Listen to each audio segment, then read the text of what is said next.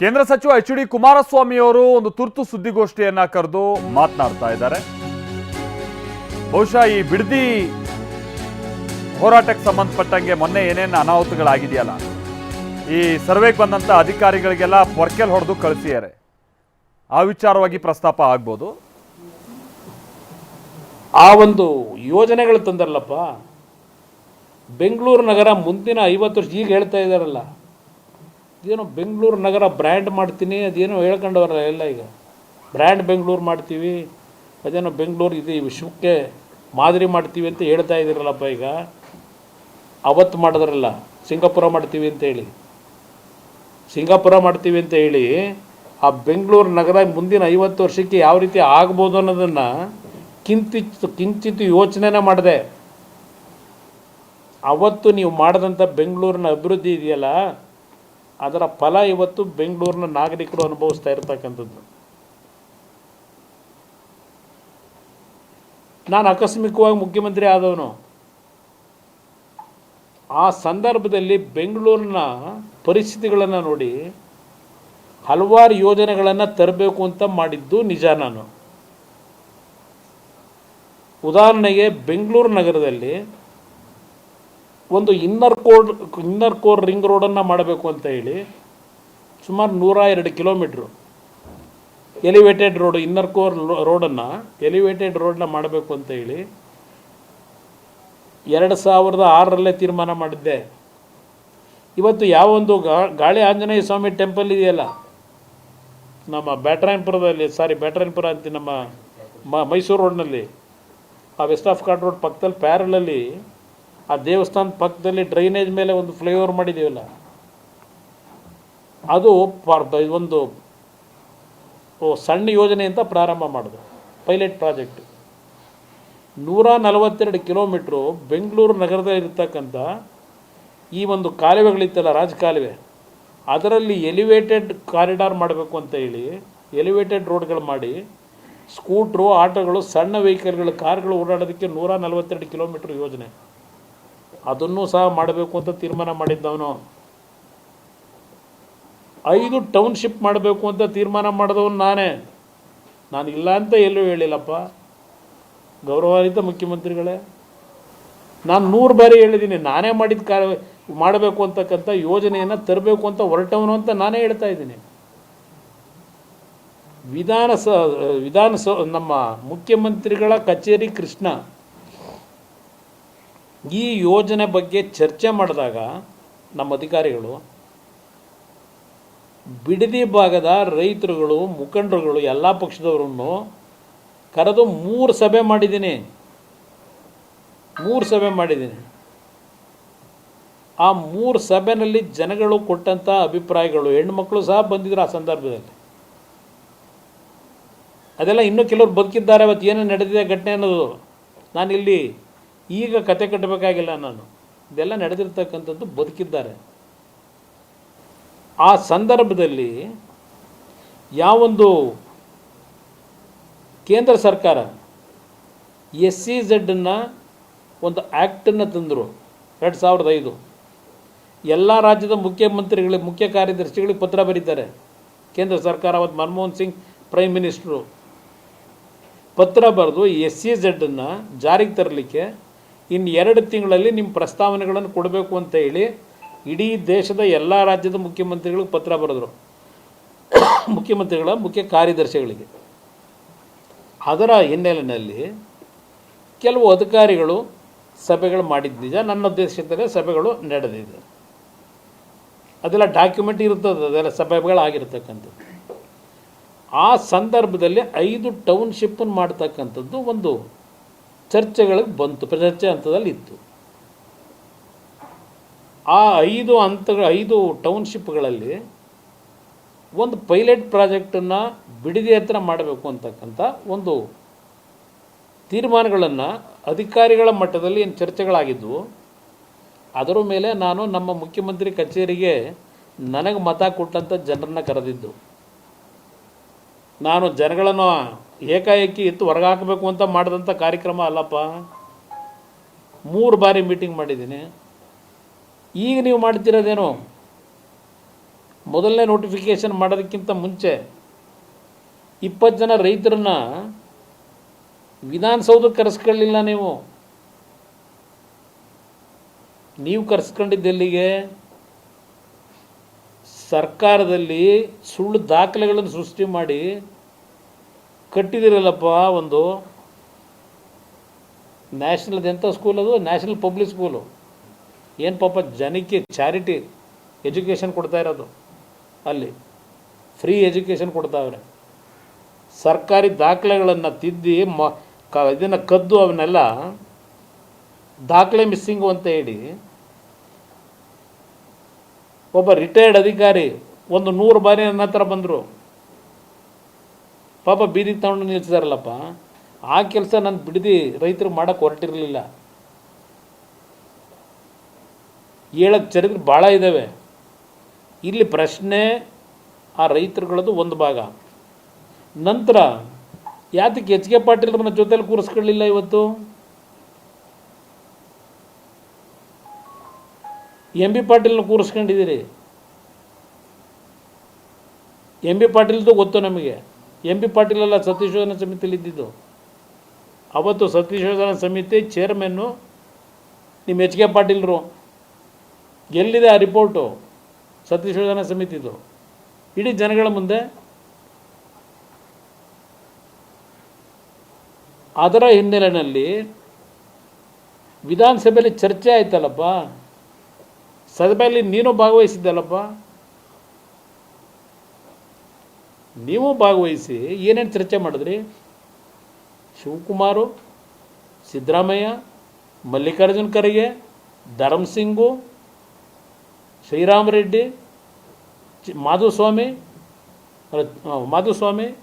ಜಯಪ್ರಕಾಶ್ ನಾರಾಯಣ್, ಹೇಳ್ತಾ ಹೋಗಬಲ್ಲ ಹೆಸರುಗಳನ್ನ. ಯಾರ್ಯಾರು ಚರ್ಚೆಯಲ್ಲಿ ಭಾಗವಹಿಸಿದ್ರು, ಏನೇನು ಚರ್ಚೆಗಳಾಯಿತು ಹೇಳಿದ್ರಲ್ಲಪ್ಪ ನೀವು ಅವತ್ತು ಸಭೆಯಲ್ಲಿ, ವಿಧಾನಸಭೆಯಲ್ಲಿ ಅಧಿವೇಶನದಲ್ಲಿ ಹೇಳಿದ್ರಿ. ಕೇವಲ ಅದು ಸ್ವಾತಂತ್ರ್ಯ ಬಂದಂಥ ಸಂದರ್ಭದಲ್ಲಿ ಮುಖ್ಯಮಂತ್ರಿ ಆದಂಥ ಕೆ ಸಿ ರೆಡ್ಡಿಯವರ ಕಾಲದಿಂದ ಧರ್ಮಸಿಂಗ್ ಕಾಲದವರೆಗೆ ನಾವು ಕೇವಲ 18,000 ಎಕರೆ ಅಕ್ವೈರ್ ಮಾಡಿದ್ದು ಭೂಮಿನ. ಈ ಸರ್ಕಾರ ಬಂದು BJP JDSನ ಸರ್ಕಾರ 18 ತಿಂಗಳಿಗೆ 1,60,000 ಎಕರೆ ಭೂಮಿ ನೋಟಿಫಿಕೇಷನ್ ಮಾಡಕ್ಕೆ ಕೊಟ್ಬಿಟ್ಟವ್ರೆ. ಇದೆಲ್ಲ ಭಾಷಣ ಮಾಡಿದಿರಲ್ಲಪ್ಪ. ಅದೆಂಥದ್ದು ಇಷ್ಟೊಂದು ಕಂತು ಇಟ್ಕೊಂಡಿದ್ರಲ್ಲ, ಚೀಟಿಗಳು ತೆಗೆದು ಆ ಕಡೆ ಈ ಕಡೆ. ಪಾಪ ನೋಡ್ತಾ ಇದ್ದೆ ನಿಮ್ಮ ಪರದಾಟನ. ನಿಮ್ಮ ಮುಖದಲ್ಲಿ ಆ ಪಾಪ ಪ್ರಜ್ಞೆ ಅನ್ನೋದು ತುಳುಕ್ತಾ ಇತ್ತು ಆ ಟಿ ವಿಲಿ ನೋಡಿದ್ರೆ.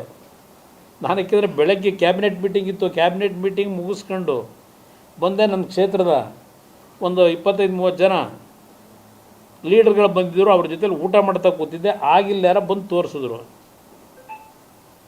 ಅದರಿಂದ ನಿಮ್ಮನ್ನೀಗ ಅಬ್ರಪ್ಟಾಗಿ ಕರೆದೆ ಈಗ ಅಷ್ಟೇ. ಚರ್ಚೆ ಮಾಡೋಣ, ಅದು ಬರೀ ಒಂದು ಸೈಡ್ ಹೋಗಬಾರ್ದು ಸುದ್ದಿ ಅಂತ.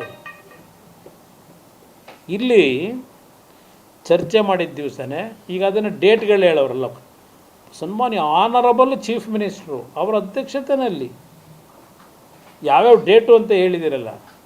ಹಲವಾರು HLCC ಮೀಟಿಂಗ್ಗಳು ನಾನು ಮುಖ್ಯಮಂತ್ರಿ ಇದ್ದಾಗ ಮಾಡಿದ್ದೇವೆ. ನನಗದರ ಅನುಭವವೂ ಇದೆ. ಎಷ್ಟು HLCC ಮೀಟಿಂಗ್ಗಳಲ್ಲಿ ಕೆಲವರು ಅರ್ಜಿ ಕೊಟ್ಟು ಒಂದು ಯೋಜನೆ ಮಾಡ್ತೀವಿ ಅಂತ ಬಂದಂಥವರು ಎಷ್ಟು ಪರ್ಸೆಂಟೇಜ್ ಜನ ಅದನ್ನು ಮಾಡಿದ್ದಾರೆ ಅಂತಕ್ಕಂಥದ್ದು ತೆಗೆದರೆ ನಿಮಗೆ ಅಲ್ಲೇ ಪರ್ಸೆಂಟೇಜ್ ಸಿಗ್ತದೆ. HLCCನಲ್ಲಿ ಹಲವಾರು ಸಬ್ಜೆಕ್ಟ್ ತರ್ತಾರೆ. ಅದು ರಾಜ್ಯದ ಮುಖ್ಯಮಂತ್ರಿ ಹೇಳಿ ತರಿಸಲ್ಲ ಸಬ್ಜೆಕ್ಟ್ನ, ಇಂತಿಂಥ ಸಬ್ಜೆಕ್ಟ್ ತನ್ನಿ ಅಂತ. ಇವರೇನಾದರೂ ಮಾಡ್ಕೊಂಡಿರ್ಬೋದು ಗೊತ್ತಿಲ್ಲ ನನಗೆ. ನಮ್ಮ ಕಾಲದಲ್ಲಿ ಆ ಒಂದು ಗೈಡ್ಲೈನ್ಗಳೇನು ಇಟ್ಕೊಂಡಿದ್ರು, ನಮ್ಮ ಅಧಿಕಾರಿಗಳಿಂದ ಅದು ಫೈಲ್ ಮೂವ್ಮೆಂಟ್ ಆಗಿ ಅಂತಿಮವಾಗಿ HLCC ತರ್ತಕ್ಕಂಥ ಒಂದು ಪ್ರಕ್ರಿಯೆ ಅದು ಸರ್ಕಾರದಲ್ಲಿ. ಅದಕ್ಕೆ ಚೇರ್ಮನ್ ನಾನು ಇರ್ತೀನಿ. ಅದಕ್ಕೆ ಇಂಡಸ್ಟ್ರಿ ಮಿನಿಸ್ಟರ್ ಇರ್ತಾರೆ, ಹಲವಾರು ಇಲಾಖೆಗಳ ಪ್ರಧಾನ ಕಾರ್ಯದರ್ಶಿಗಳಿರ್ತಾರೆ, ಎಲ್ಲ ಇರ್ತಾರೆ. ಅಲ್ಲಿ ಕೆಲವು ಪ್ರಾಜೆಕ್ಟ್ಗಳ ಬಗ್ಗೆ ಪ್ರಪೋಸಲ್ ಏನು ಬಂದಿರುತ್ತೆ, ಚರ್ಚೆಗಳಾಗಿರ್ತವೆ. ಚರ್ಚೆ ಆಗಿದ್ದವೆಲ್ಲ ಇಂಪ್ಲಿಮೆಂಟ್ ಆಗಲ್ಲ. ಇದು ಗೊತ್ತಿಲ್ವ ಅವರಿಗೆ? ನನಗಿಂತ ಮುಂಚೆನೇ ಮಂತ್ರಿ ಆಗಿದ್ದಾರಲ್ಲ ಪಾಪ, ಅವ್ರು ಹೇಳಿದ್ದಾರಲ್ಲ ಅದೆಂಥದ್ದು ಪಾಪ ಹೊಟ್ಟೆ ನೋವಂತೆ ಕಿವುಚ್ತಾರಂತೆ. ಹಂಗೆ ಅನ್ನಿಸ್ತದೆ ನಾನು ನೋಡಿದ್ರೆ. 3 ದಿವಸ ನನ್ನ ಪ್ರವಾಸ ಮಾಡಿ ಬಂದೆ ಪಶ್ಚಿಮ ಬಂಗಾಳದಲ್ಲಿ. ನಮ್ಮ ಸ್ಟೀಲ್ ಅಥಾರಿಟಿಯಲ್ಲಿರ್ತಕ್ಕಂಥ ಕಾರ್ಖಾನೆಗಳು ವಿಸಿಟ್ ಕೊಟ್ಟು ಏನೇನು ಮಾಡಬೇಕು ಅಂತೇಳಿ ಡೈರೆಕ್ಷನ್ ಕೊಟ್ಟು ಬಂದೆ. ನನಗೆ 24 ಗಂಟೆ ಉಸಿರಾಡೋಕ್ಕಾಗದೇ ಇರೋ ಕೆಲಸಗಳವೇ ಇಲ್ಲಿ. ಅಲ್ಲಿ ರಾಜ್ಯದಲ್ಲಿ ಯಾರು ಮುಖ್ಯಮಂತ್ರಿ, ಯಾರನ್ನ ನೋಡಿ ಹೊಟ್ಟೆವರಿ ಪಡಬೇಕು, ಟೈಮ್ ಇರಬೇಕಲ್ಲ ನನಗೆ. ಅದರಿಂದ ಈ ಲಘುವಾದ ಮಾತುಗಳನ್ನು ನಿಲ್ಲಿಸಿ, ಇಲ್ಲಿ ಯಾವಾಗ ಚರ್ಚೆ ನಡೀತು ವಿಧಾನಸಭೆ ಕಲಾಪದಲ್ಲಿ, ಚರ್ಚೆ ಆಗಿದ್ದು 29-30 2 ದಿನ, ಆಗಸ್ಟ್ ತಿಂಗಳು 2007.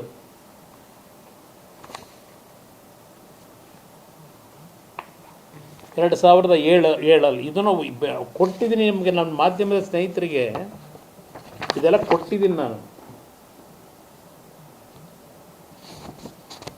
ಇಲ್ಲೇ ಹೇಳ್ಬಿಡ್ತೀನಿ ನಿಮಗೆ.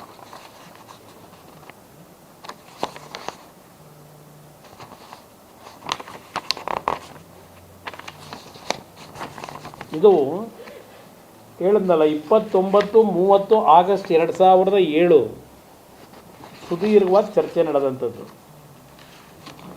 ಇವರೆಲ್ಲರಿಗೂ ನಾನು ಉತ್ತರ ಕೊಡಬೇಕಾದ್ರೆ ಅಂತಿಮವಾಗಿ ನಾನು ಹೇಳಿದ್ದೇನೆ. ಇದನ್ನೇ ಮೊನ್ನೆ ಬೆಂಗಳೂರಿನಲ್ಲೂ ನಾನು ಪತ್ರಿಕಾಗೋಷ್ಠಿಲಿ ವಿಧಾನಸಭೆ ಕಲಾಪದಲ್ಲಿ ನಡೆದಂಥ ಅಂತಿಮವಾದ ಉತ್ತರ ನಾನು ಕೊಡಬೇಕಾದ್ರೆ ಆಸ್ ಎ ಚೀಫ್ ಮಿನಿಸ್ಟರ್, ನನ್ನನ್ನು ಆಯ್ಕೆ ಮಾಡಿರ್ತಕ್ಕಂಥ ಪುಣ್ಯಾತ್ಮ ಜನ ಅವರು ಯಾವುದೇ ಕಾರಣಕ್ಕೂ ನನ್ನ ರೈತರಿಗೆ ನೋವು ಕೊಟ್ಟು ಅವ್ರನ್ನ ಒಕ್ಕಲೆಬ್ಬಿಸ್ತಕ್ಕಂಥ ಕೆಲಸವನ್ನು ಮಾಡಲ್ಲ. ಅದು ಮುಂದುವರಿಸೋ ಪ್ರಶ್ನೆ ಇಲ್ಲ ಅಂತೇಳಿ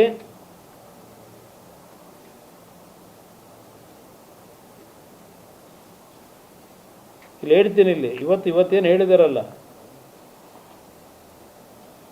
HLCC ಮೀಟಿಂಗು ಹೇಳ್ತಾರೆ ನೋಡಿ, ಈ ಮಟ್ಟಕ್ಕೆ ರೈತರನ್ನ ಒಕ್ಕಲೆಬ್ಬಿಸಲಿಕ್ಕೆ ನೀವು ಹೊರಟಿದ್ದೀರಿ ಎಂದೇನೋ ಎಲ್ಲ ಸದಸ್ಯರುಗಳು ಹೇಳಿದ್ದಾರೆ. ನಾನು ಇಲ್ಲಿ ಒಂದು ವಿಷಯವನ್ನು ಹೇಳುವುದಕ್ಕೆ ಬಯಸುತ್ತೇನೆ. HLCCನಲ್ಲಿ ನಮ್ಮ ಸರ್ಕಾರ ಬಂದ ಮೇಲೆ ಏನು ತೀರ್ಮಾನವಾಗಿದೆ ಎಂದು ಹೇಳುವುದಕ್ಕೆ ಬಯಸುತ್ತೇನೆ. ಡಾಲರ್ಸ್ ಹೋಟೆಲ್ ಲಿಮಿಟೆಡ್ 17ನೇ ತಾರೀಕಿನ HLC ಮೀಟಿಂಗ್ನಲ್ಲಿ ಬಂದಿದೆ. Nature of approval, consent process, status of acquisition not commenced, whether consent letter submitted not yet, century retirement not yet, ಈ ಥರ ಎಲ್ಲ ಹೇಳ್ಕೊಂಡು ಹೋಗಿದ್ದೀನಿ. ಸ್ವೇಚ್ಛಾಚಾರವಾಗಿ ತೀರ್ಮಾನಗಳು ಆಗಿಲ್ಲ, ಆಗುವುದಕ್ಕೆ ಅವಕಾಶವನ್ನೂ ಕೊಟ್ಟಿಲ್ಲ. ಇದೆಲ್ಲ ಹೇಳಿ ನನ್ನ ರೈತರನ್ನ ಒಕ್ಕಲೆಬ್ಬಿಸ್ತಕ್ಕಂಥ ಪ್ರಶ್ನೆ ಇಲ್ಲ, ಅದನ್ನು ಸ್ಟಾಪ್ ಮಾಡ್ತೀವಿ ಅಂತ ಹೇಳಿದ್ದೀನಿ. 1ನೇ ತಾರೀಕು ಆಗಸ್ಟು 2007 ಡೇಟು ನನ್ನ ತಲೆಯಲ್ಲಿದೆ. ಆಮೇಲೆ ಈ DLF ಇವತ್ತು ಚರ್ಚೆ ಮಾಡಿದ್ದಾರೆ. ಪಾಪ DLF ಅವನು ಯಾವನ್ನ ಮುಖ ನೋಡಿಲ್ಲ ನಾನು. DLF ನಿಮ್ಮದು ಸಂಬಂಧ ಬಿಚ್ಚಣಂತೆ. ತಾವರೆಕೆರೆ ಹೋಬಳಿ ಅವನು ಯಾರೋ ಪಾಪ ಬ್ರಿಟಿಷರ ಕಾಲದಲ್ಲಿ ಬಂದಿದ್ದ ಫಾರಿನ್ನಿಂದ.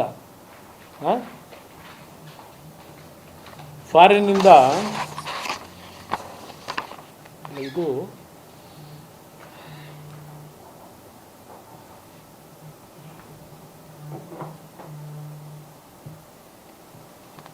ಇಲ್ಲ, ಇದೇನು ಬೇಡ ನನಗೆ. ಇದು ನನಗೆ ಬೇಕಾಗಿರೋದು DLFದು.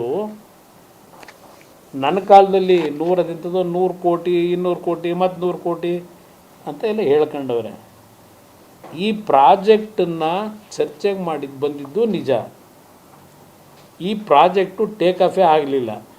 ಅದಕ್ಕೆ ಕಾರಣ ವಿಧಾನಸಭೆ ಕಲಾಪದಲ್ಲಿ ನಾನು ಹೇಳಿದ್ದೀನಿ, 1ನೇ ತಾರೀಕು ಆಗಸ್ಟು 2007ನೇ ತಾರೀಕಿನಂದು 2007ನೇ ಇಸ್ವಿ 1ನೇ ತಾರೀಕು 8ನೇ ತಿಂಗಳು ಆಗಸ್ಟ್ ನಾನು ಹೇಳಿರ್ತಕ್ಕಂಥದ್ದು ಈ ಪ್ರಾಜೆಕ್ಟನ್ನು ಮುಂದುವರಿಸಲ್ಲ, ನಿಲ್ಲಿಸ್ತೀವಿ ಅಂತ ಹೇಳಿದ್ದೀನಿ. ವಿಧಾನಸಭೆ ಕಲಾಪದಲ್ಲೇ ಬಿಡಿದಿದ್ದು, ನಾನು ಅದಕ್ಕೆ ಕನ್ಫೈನ್ ಆಯ್ತಿರೋದು ಬಿಡಿದಿದ್ದಕ್ಕೆ. ಆಮೇಲೆ ನಾನು ರಾಜೀನಾಮೆ ಕೊಟ್ಟಿದ್ದು 9 ಅಕ್ಟೋಬರ್ 2007 ರಾಜೀನಾಮೆ ಕೊಟ್ಟಿರೋದು. DLFದು ಮತ್ತು ಮುಂದೆ ಟ್ರಾನ್ಸಾಕ್ಷನ್ ಆಗಿರೋದು ಯಾವತ್ತು? ಬಹುಶಃ 27-29ನೇ ತಾರೀಕು ಮೇಲೆ ಆಗಿದೆ. ಅಕ್ಟೋಬರು, ಅದು ರಾಜ್ಯಪಾಲರ ಆಡಳಿತ, ನವಂಬರ್ ತಿಂಗಳಲ್ಲಾಗಿರೋದು. ರಾಜ್ಯಪಾಲರ ಆಡಳಿತ ಇದ್ದಾಗ ನನಗೆ ಸಂಬಂಧ ಇಲ್ಲದೆ ಇರೋದು.